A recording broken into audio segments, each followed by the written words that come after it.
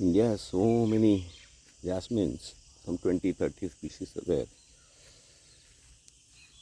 That I'm quite confused about the names of the individual species. Only an expert of jasmine family can tell that, taxonomist.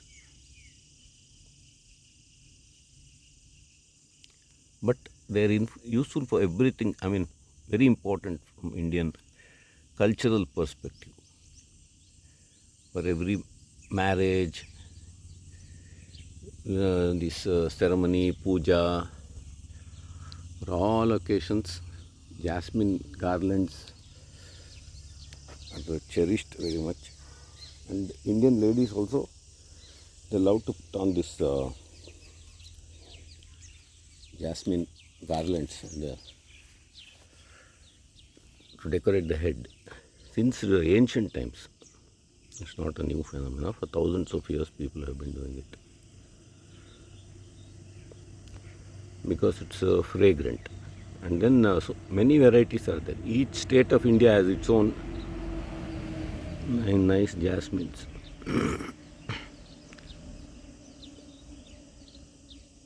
And they are native, most of the species, and herbal also. If you search in the internet, you'll know how to use it. And I have covered about some 8 to 10 species in the wild occurring naturally. Then they are available everywhere. So people who are interested in biodiversity garden and all flowering plants, native flowering plants and such things, can go to nearby nurseries and acquire whatever jasmine varieties they have and grow them all. And many of them are extremely aromatic and beautiful to own and grow. And hardy also, being native species. This one hardly it is watered. Once it's rooted well, they can survive on their own.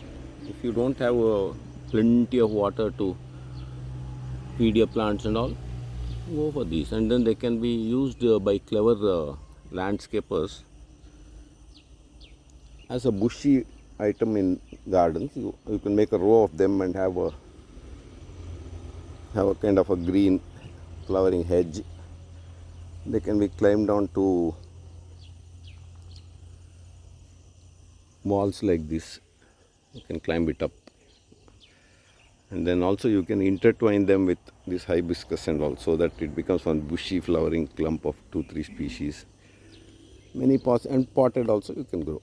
So many possibilities are there in the hands of a clever gardener, and you can use it in your kitchen remedies, and then make garlands and all that. They're fragrant, wonderful species.